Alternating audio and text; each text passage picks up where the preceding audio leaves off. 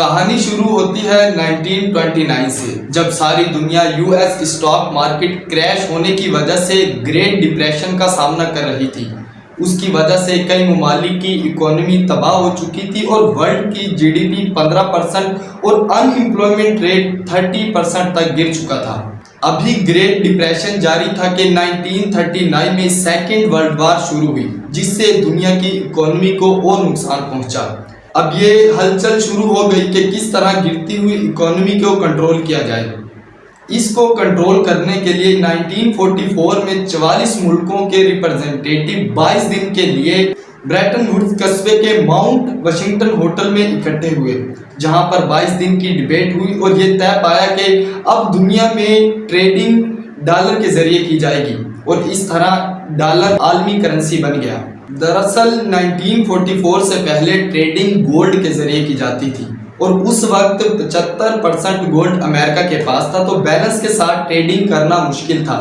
اس لیے trading gold کے بجائے ڈالر کے ذریعے کی جانے لگی، تاکہ تمام ملک ایک کرنسی کے ساتھ ٹریڈنگ کر سکیں۔ اور یہی وجہ ہے کہ آپ لوگ سنتے ہو کہ ڈالر کی قیمت بڑھ جانے سے روپے کی قدر میں کمی ہو جاتی ہے، کیونکہ ہمیں دوسرے ممالک سے ٹریڈ کرنی پڑتی ہے، جس سے ملک میں انفلیشن بڑھ جاتا ہے۔ یہ ڈیسائیڈ ہونے کے بعد 1944 میں دو اداروں آئی ایم ایف اور ورلڈ بینک کی بنیاد رکھی جاتی ہے۔ تو آئیے اب سمجھتے ہیں کہ آئی ایم ایف کیا ہے۔ آئی ایم ایف یعنی انٹرنیشنل مانیٹری فنڈ، اس کا قیام 1944 کو ہوا، جبکہ پاکستان آئی ایم ایف کا رکن 1950 میں بنا، اور اب تک 190 ممالک آئی ایم ایف کا رکن بن چکے ہیں۔ آئی ایم ایف کا ہیڈ کوارٹر واشنگٹن ڈی سی میں موجود ہے۔ آئی ایم ایف کا مقصد ورلڈ کی اکانومی، ان ایمپلائمنٹ اور پاورٹی یعنی غربت کو کنٹرول کرنا ہے، اور ساتھ ساتھ رکن ممالک کی آپس میں تجارت کو فروغ دیتا ہے۔ ان تمام چیزوں کو کنٹرول کرنے کے لیے آئی ایم ایف رکن ممالک کو مشکل وقت میں قرضے دیتا ہے، تاکہ ملک معیشت کو بہتر کر سکے اور ڈیفالٹ ہونے سے بچ سکے۔ قرضے دینے کے ساتھ ساتھ آئی ایم ایف کچھ شرائط طے کرتا ہے تاکہ وقت پر رقم واپس لی جا سکے۔ اگر کوئی ملک آئی ایم ایف کی دی گئی شرائط کو فالو نہیں کرتا تو اس کے آئندہ قرضے روک دیے جاتے ہیں۔ اس لیے کوئی ملک یہ نہیں چاہتا کہ اس کے تعلقات آئی ایم ایف کے ساتھ خراب ہوں، اور ان کو مجبوری کے تحت ان کی تمام انسٹرکشن فالو کرنی پڑتی ہے۔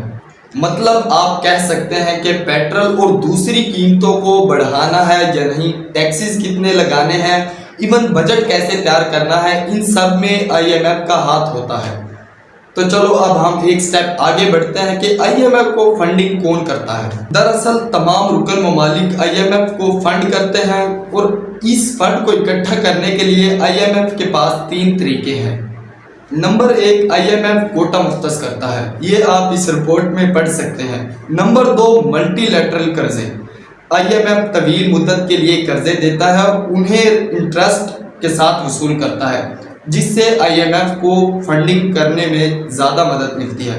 اور نمبر 3، بائی لیٹرل قرضے، آئی ایم ایف مختصر مدت کے لیے قرضے دیتا ہے اور انہیں بھی انٹرسٹ کے ساتھ واپس لیتا ہے۔ This was the overview of آئی ایم ایف۔ اگر آپ کو یہ ویڈیو اچھی لگی ہے تو ہماری کمیونٹی کا حصہ بنیں، تاکہ آئندہ آنے والی انفارمیٹیو ویڈیو سے آپ فائدہ حاصل کر سکیں۔